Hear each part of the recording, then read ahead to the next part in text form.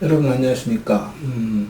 오늘은 정부 경영 중에서도 우리가 오늘 출판에 대한 얘기를 할까 합니다. 오늘은 뭐 중요한 얘기까지는 아니지만 좀 중간에 쉬어간다는 얘기하고, 우리가 다루고 있는 것이 출판물에 대한 얘기구나 라고 얘기하고, 출판의 특징적 얘기를 잠깐 나눠볼까 합니다. 우리가 출판하면은 말 그대로 인쇄를 통해서 이렇게 찍어내는 작업을 얘기하는 것이고, 찍어낸다는 얘기 기본은 복제를 얘기합니다. 근데 우리가 처음부터 옛날서부터 우리가 복제를 할 수 있었느냐? 그렇지 않습니다. 지난번 기록에서도 우리가 나눴듯이 기록은 자연 발생적일 수도 있는 것이고, 그 자연 발생적인 것 속에서 자기의 시간과 공간에 대한 기억을 남기기 위한 방편이고, 그러기 위해서는 우리에게 필요한 것은 소통하기 위한 도구가 필요했고, 소통의 도구는 표현하는 도구도 필요하지만 전달할 수 있는 그 매개, 언어적인 부분도 상당히 중요한 것이다. 그래서 어떤 건축학자, 누가 말인지 정확하게 모르지만 건축학자가 쓴 책에서 읽은 것을 보면 이 사람들이 모여서 힘을 발휘하고, 그러니까 혼자서 살던 시절에서 이제 농경사회로 넘어가면서 집단화되어지고, 집단화되어졌을 때 그 집단의 힘을 더 키우기 위해서는 소통이 중요하고, 그래서 자기 힘을 발휘하기 위해서 집단적 커뮤니티의 공동체 힘을 발휘하기 위해서 만들어내는 게 언어다라는 얘기를 하고, 그 언어를 갖고 사는 그 종족들이 시간축 속에서 그 힘을 더 이어가기 위해서 그들이 발명해낸 것이 문자다라는 얘기를 합니다. 그 문자를 남기기 위한 작업이 기록이라는 것이고, 결국 시간과 공간으로부터 자유롭기 위해서 우리가 만들어낸 게 기록이다라고 놓고 본다면, 그 기록들을 어떻게 표현하고 어떻게 보존하고 어떻게 전승하는가에 대한 1차적인 얘기와, 그 과정에서 그걸 어떻게 우리가 서로 공유하고 향유할 수 있을까에 대한 이제 2차적인 얘기를 따져볼 수 있습니다. 그래서 그걸 공유하고 향유하기 가장 근본적인 방법이 뭐냐면 모아두는 거죠. 한 자리에 모아두고, 그 한 자리에 모아둔다는 얘기가 결국 시장이나 도서관 같이 우리가 중앙에 모일 수밖에 없는 그 지역에, 그 지역 공간의 거의 중심에 위치하는, 상업적인 중심이기도 하고 정치의 중심이기도 하고 사람들 삶의 중심이기도 하는 그런 곳에 이제 도서관이라는 것이 만들어지고, 도서관에는 필연적으로, 그러니까 도구적 행위를 하는 것이지, 우리가 이 기록물을 모으는 것 자체가 목적적이거나 어떤 그것이 상당한 어떤 의미를 담는다기보다 사람들이 서로 소통하고 공유하기 위한 가장 기본적인 것이 도서관이라는 공간을 형성했다. 그리고 그 공간에는 자연스럽게 그런 기록 자원들을 축적하였다. 그 축적하는 과정을 놓고 보면 우리는 항상 결과적 해석을 하다 보니까 문헌정보학과 친구들은 현장의 사서가 되어서조차도 이미 만들어진 공간에 이미 생산되어진 자원을 관리하는 것이 자기 일이다라고 쳐다봅니다. 5,000년의 역사가 준 우리의 어떻게 보면 숙명적인 모습이겠죠. 우리가 시골에서 농사 짓는 농부들을 쳐다보고 느낀 게 그겁니다. 오랜 역사 속에 농사를 지었습니다. 그리고 굉장히 전통적인 방법으로 농사를 지어왔고, 거기에 사람들이 새로운 기술을 도입하려고 했을 때 새로운 기술의 도입이 과연 농사꾼에 의해서 이루어지고 있었을까? 거기에 상당히 좀 회의적일 수밖에 없는 것이, 농사꾼들이 농사 짓는 것에 좀 더 진화적 행동을 했다면 이런 것들이 모든 곳에서 굉장히 다양하게 일어나는데, 거의 모든 지역에서 일어나는 농사라는 행위는 비슷합니다. 거기에 새로운 시설, 새로운 기술, 새로운 농법이 들어가는 것은 불과 극히 일부의 사람들이 그것을 하고 그것이 확장되어 가는 것이다. 그러니까 상당히 보수적이고, 보수적이라는 얘기는 상당히 수동적이라는 얘기고, 안정적이라는 얘기랑 또 통한다는 겁니다. 그래서 그 수동적이고 안정적인 것이 농업의 문제만이 아니라 우리 모두가 살아가는 삶의 하나의 방편이기도 합니다. 그래서 그런 보수적인 공간에 새로운 진보적인 생각들이 들어오고, 그 진보적인 행위들이 영향을 미치면서 서서히 변해가는 것이 조직이고 우리의 생활이고 기능이다 라고 놓고 본다면, 도서관이라는 공간도 처음에는, 그러니까 해석적 얘기지만, 도서관이라는 공간도 처음에는 사람들이 모이는 공간이었고, 사람들이 얘기를 나누고 서로 담론을 나누는 공간에서 그 담론의 결과들이 증거적 자료로서 또는 자기의 생각을 전달하는 과정에서 책이라는 출판물이라는 한번 쉽게 얘기하면 기록물이라는 것들이 만들어졌고 그 기록물들을 우리가 이용하면서 축적되어지고 생산되어지고 축적되어지고 생산되어지고 그 과정의 반복이라고 봅니다. 이제 그러면서 우리가 느낀 게 뭐냐면 그 과정에 기술이 우리 그 학문이 발전하는 것도 보면 초기에는 그 학문이 뭐 분화되지 않고 거의 뭐 우리가 철학이라고 부르는 정치라고 부르는 거의 한 통에서 서서히 기술도 분화되어지고 인문학도 분화되어지고 정치학도 경제학도 심리학도 모든 것들이 분화되어지면서 전문화되어져 가지고 가고 있다라는 맥락에서 놓고 본다면 도서관이라는 기능 속에 있던 것들이 이제 뛰어나오는 것들이 있겠죠. 대부분 뭐 기술적인 부분, 그 작업에 관련된 공간에 대한 얘기들, 그 다음에 다루고 있는 자원에 대한 얘기들, 그 다음에 니드, 필요라는 사람들이 갖는 필요에 대한 얘기들이 이제 좀 더 합리성을 찾기 시작하고 분업화되어지는 작업을 가질 거라고 봅니다. 하나의 공간에서 사람이 살 때는 부엌도 있고 뭐 화장실도 있고 잠자리도 있고 모임 공간도 있고 이게 하나에서 다 일어나지만 사람 숫자가 늘어난다든가 사람의 액티비티가 활발해지기 시작하면 구분하기 시작합니다.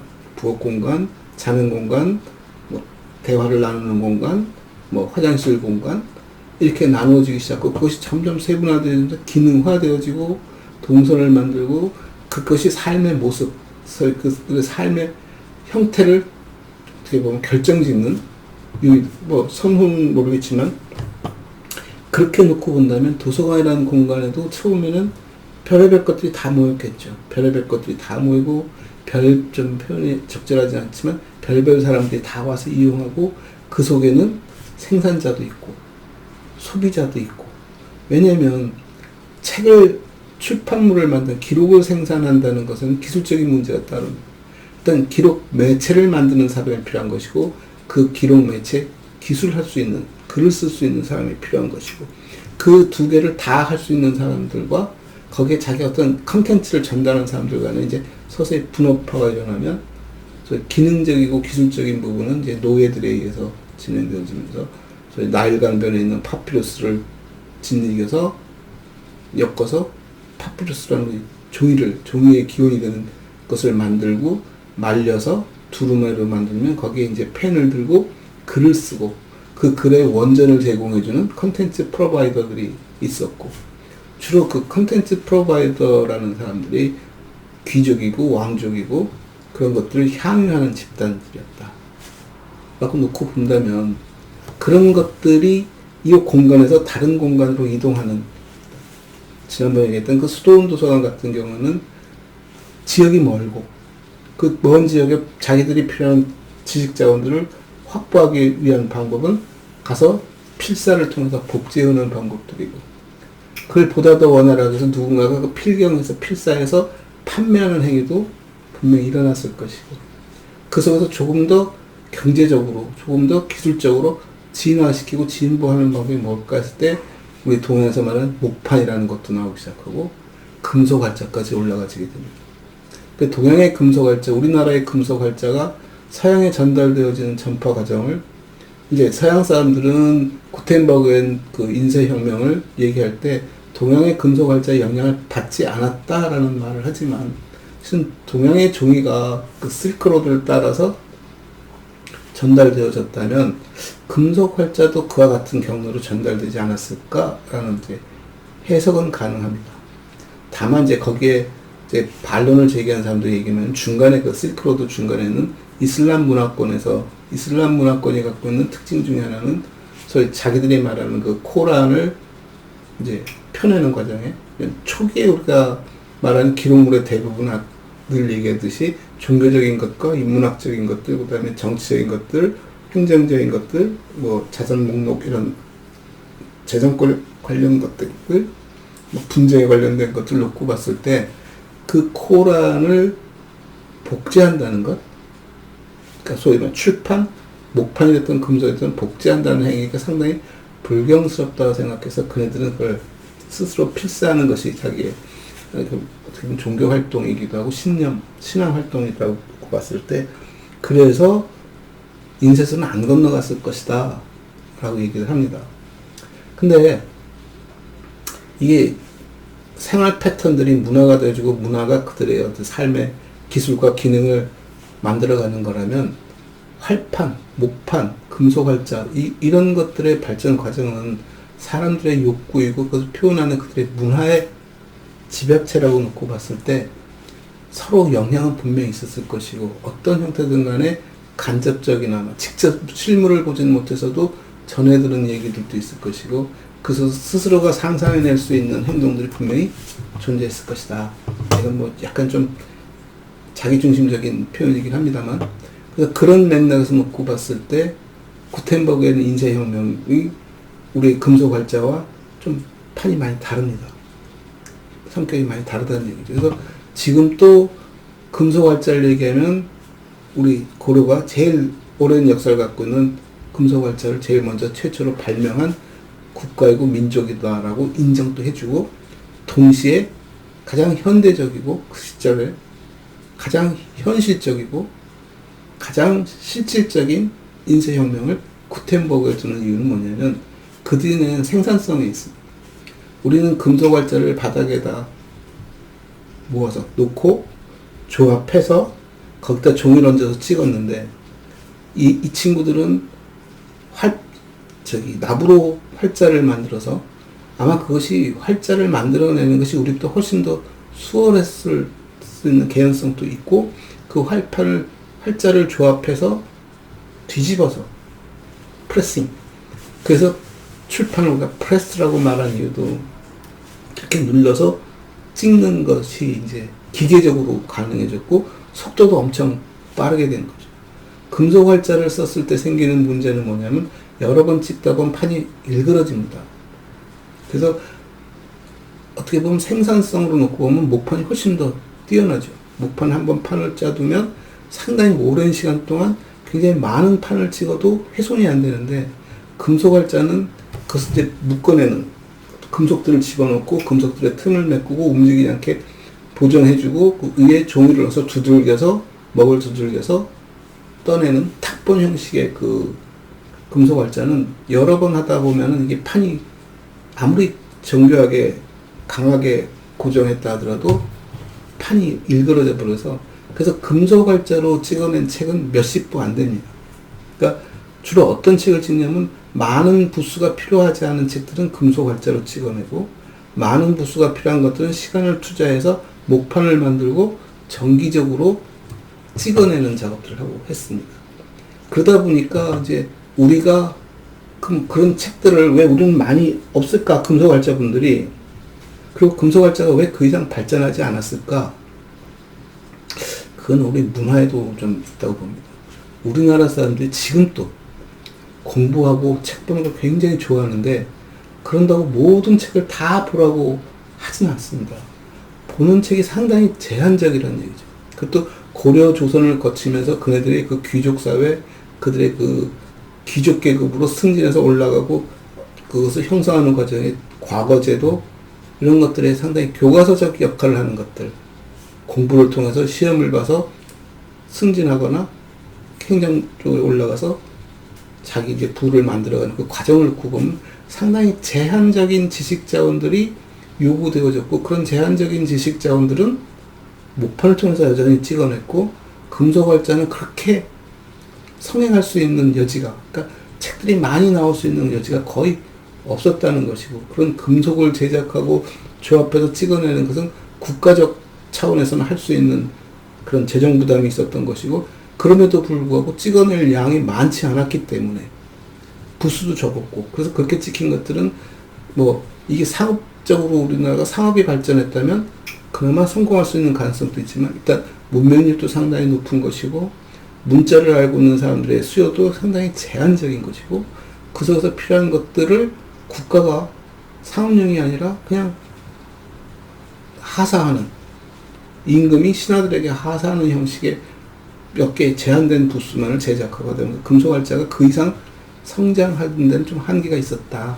근데 이게 서양에 건너갔을 때는 소위 그 당시 그 혁명적 분위기였죠. 르네상스 시대가 오고 그다음에 종교혁명들이 일어나고 하면서 굉장히 다양한 종류의 지식 자원들이 요구되어지고 소위 그 독일어, 라틴어에서 독일어로 이렇게 문자라든 사용하는 문자나 언어에서 상당히 자유로워지면서부터 출판물이 늘어나기 시작하고 그 늘어난 출판물을 감당하기 위해서 금속 활자가 프레싱, 무버블 타입으로 우리는 금속 활자는 바닥에 가만히 놓고 찍는 거지만 이 판 자체가 위에서 아래로 누르면서 찍는 그 무버블 타입의 인쇄혁명이 일어났고 그것이 이제 성장했다. 그게 출판의 어떻게 보면 진정한 출판의 시작점이고 출판을 통해서 우리의 문화 지식자원들이 성장해가는 과정이라고 봅니다. 그때 이제 나왔던 소위 출판 인쇄업자, 그 다음에 출판 인쇄를 통해 보급되어지는 지금의 서점 같은 역할을 해주는 사람들, 그것을 가능하게 하는 기획하고 책을 직접적으로 참여하는 출판업자들, 그 다음에 그 책을 소비해주는 수요자들, 집단들이 이제 구별되어지는데 그 과정을 놓고 보면 재밌는 게 그겁니다. 처음에는 인쇄업자들이 책을 찍습니다. 소량의 부수를 찍어내지만 굉장히 정확한 니드, 수요를 읽고 그 수요자에 맞춤으로 책을 찍어내기 시작하고 그런 요구가 늘어나기 시작하니까 이제 자기 인쇄소만으로는 감당이 안 되는 것이고 이제 두세 개의 인쇄소들이 그런 일을 하게 된다면 결국 그 책들이 이제 수요를 예측하는 행위가 일어나는 거죠.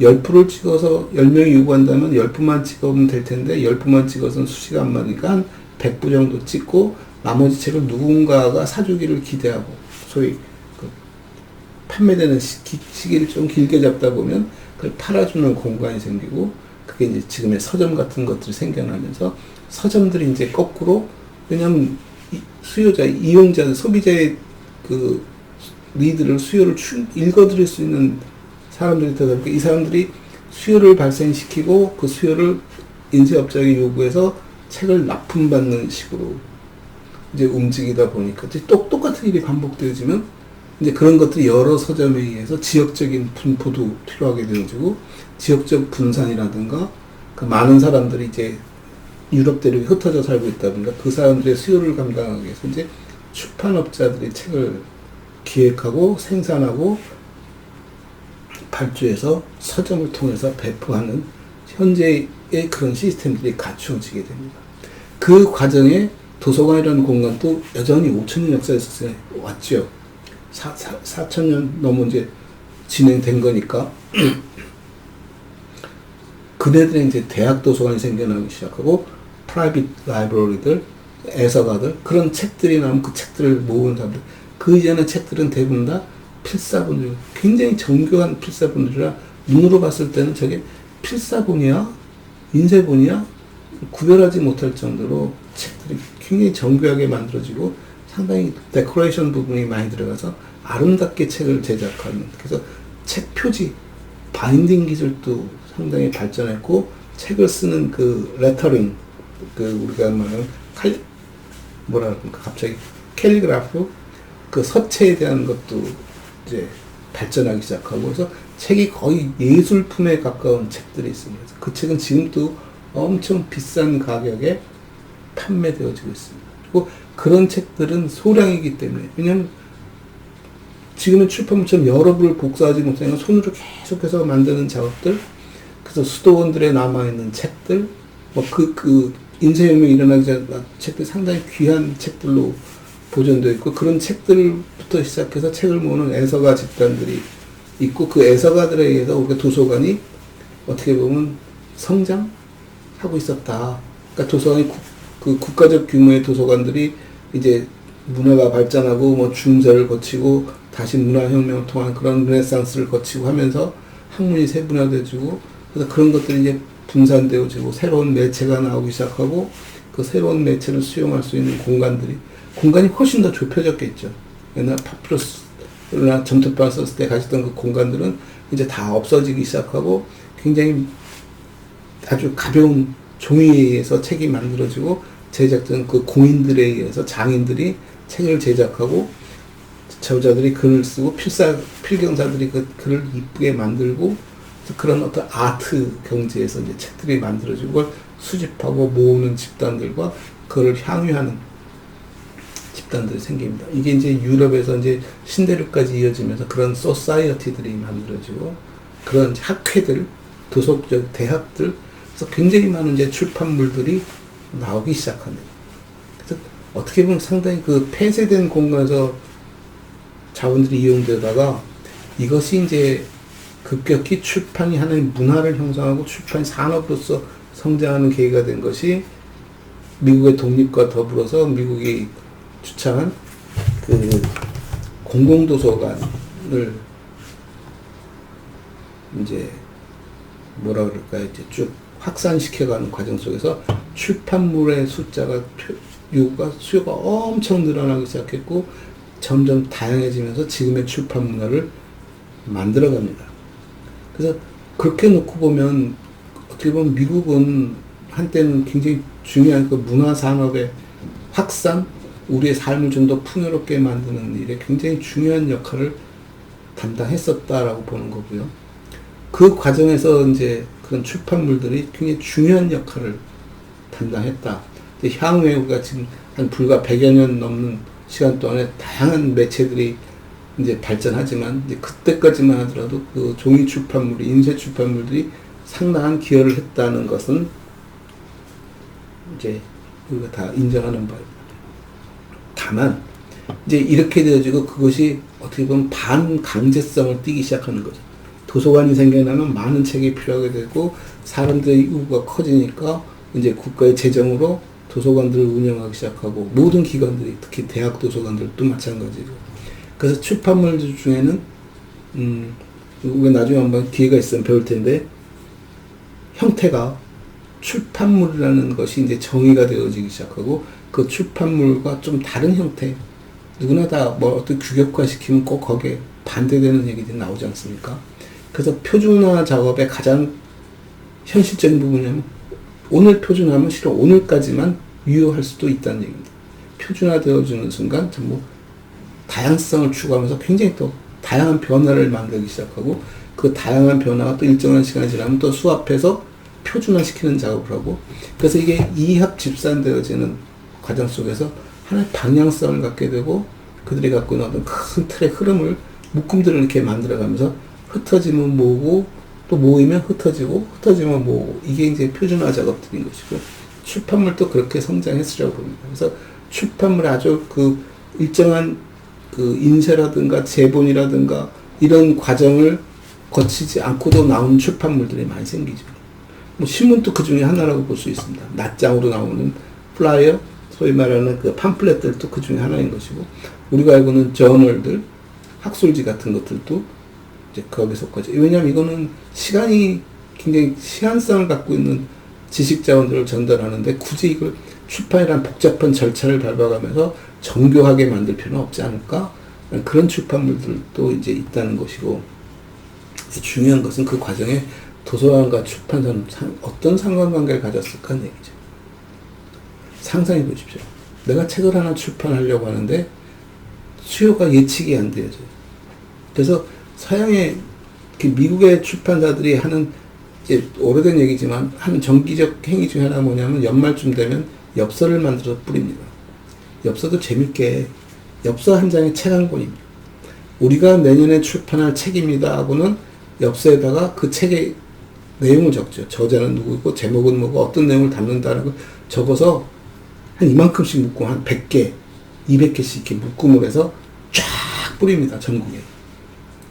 그럼 이제 그 구독하고 있는 사람들 또는 이런 일반 독자들이 신청을 해주면 보내줍니다. 대부분 이제 단체들에 많이 가겠죠. 도서관이나 이런 데 가면 사서 쓰는데 딱 그걸 보고 한 장 한 장 보고 아, 이 책은 우리 사야겠다 하면 체크를 해서 보냅니다.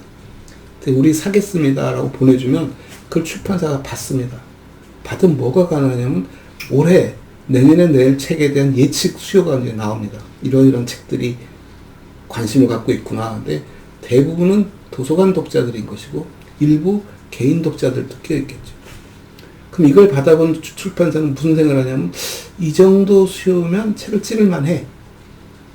아, 이건 전혀 지금 이 책을 사달라고, 이 책을 사겠다고 하는 신청이 거의 없네? 그러니까 돌아오지 않는 엽서가 상당히 많은 거죠. 돌아온 엽서를 모아서 그 중에서 가장 수요가 많은 책부터 출판이 들어갑니다. 그래서 내년에 책을 100개 내겠습니다 했던 출판사가 실제 내년이 되면 책을 50권도 안 낼 수가 있습니다. 50점도. 나머지 50점은 수요가 없으니까. 책을 내면 망한다는 얘기니까. 그래서 그네들이 수요를 측정하고 어떻게 보면 자기 홍보를 하고 하는 그런 광고성 행위들을 합니다.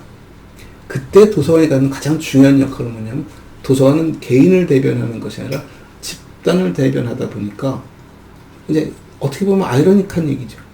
도서관이 책을 사면 팔아야 할 책들을 다른 사람이 안 사고 도서관을 통해서 이용하잖아. 그건 이제 책이 팔린 다음에 일어나는 일들에 도서관을 통한 이용자가 늘어나면 이제 그런 일이 생기는 거죠. 그러나 책이 나오기 전에는 도서관이라는 공간에서 책을 사주지 않으면 다른 사람들은 그 책을 사겠다는 의지가 없을 수도 있다.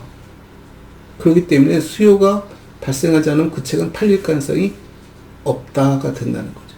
그래서 도서관은 그런 의미에서 출판사들의 수요를 예측할 수 있고 자기가 출판할 수 있는 충분한 그 배경, 베이스가 되어준다는 거죠. 그걸 펀더멘털하게 출판을 끌어갈 수 있는 유일한 독자층으로서 도서관이 역할을 하고 있다. 그러니까 긍정적으로 작용하면은 저런 책을 어떻게 출판했지 할 정도의 굉장히 귀한 전문 서적들, 독자가 몇 없을 것 같은 그런 책들조차도 출판되어지는 것이고, 출판물의 그 가치가 상당히 고가인 것들, 너무 비싸서 개인은 도저히 사기 힘든 것들, 그런 것들도 출판이 된다는 거죠. 그 대표적인 것이 우리가 많이 듣고 있는 브리타니카 백과사전에 대한 얘기입니다. 백과사전을 가정집에서 산다는 건 불가능합니다. 그럼 출판사가 브리타니카 백과사전을 내면은 망한다는 얘기인데, 브리타니카는 백과사전을 만들었습니다. 어떻게? 도서관들이 그 책을 수용해주고 많은 사람들이 도서관을 통해서 이용하는 거죠. 근데 그 책이 우리나라에서는 민간인들이 엄청 많이 사줬다는 그런 후일담도 있습니다. 이렇듯 도서관과 출판 간에는 생산자와 소비자랑 굉장히 밀접한 관계를 갖고 있는 것이고, 경우에 따라서는 소비를 촉진시킬 수 있고 소비를 유도해낼 수 있고, 그러니까 적극적인 소비 활동을 통해서 출판사로 하여금 책을 출판할수록 유도해내는, 그 출판 전체를 성장시킬 그 효과를 도서관이 끌어안는 굉장히 선순환 구조를 가질 수 있습니다만, 이제 역효과는 뭐냐. 도서관에 있는 교수들이, 연구자들이 학회를 하나 만들고 출판사에게 학술지를 의뢰하고 출판사는 그 학술지를 냅니다. 전 세계에 그걸 한 출판 연구하는 사람들은 불과 몇십 명, 몇백 명에 불과한데도 불구하고 이 저널은 전 세계에 팔려나갑니다. 뭐 한두 개는 그럴 수 있지 않은데, 이제 이게 성행하다 보니까 국제적으로 엄청나게 많은 저널들이 생겨납니다. 출판물들이. 우리가 SCI니 SSCI를 따지는 이유는 뭐냐면, 출판물의 품질 관리를 누군가 해줄 필요가 있는데 그 품질 관리가 힘들죠. 이게 주제적으로 다 세분화됐으니까. 그걸 어떻게 할까 했을 때 도서관이 구독하고 있거나 뭐 이런 것들을 통해서 이제 시장 조사를 통하는데, 그게 상당히 왜곡된 부분이 없지 않아 존재한다. 그 이유는 출판물들이 그런 식으로 이게 이제 나쁜 방향으로 진행하다 보니까 지금 거의 도서관은 출판사들의 아주 그 출판물들을 그냥 끌어안을 수밖에 없는, 거의 공룡화되었다. 출판물 숫자는 엄청 많고 장서 수는 엄청 늘어나고 있지만 과연 그만한 장서를 가질 만한 의미가 있을까와 그만한 장서들이 사용되어질까를 반성해 보면, 우리가 출판과 도서관의 관계에서 한 번쯤은 재고해 볼 만한 문제다 라고 봅니다. 그래서 오늘은 출판에 대한 얘기를, 출판사와 출판에 대한 얘기를 좀 개괄적으로 쭉 얘기를 했고, 여러분들은 이제 인터넷을 통해서, 자원을 통해서 충분히 공부를 해서 자기 문제점을, 고민거리를 하나씩 만들어 보시면 좋을 것 같습니다. 오늘은 여기서 마치겠습니다. 감사합니다.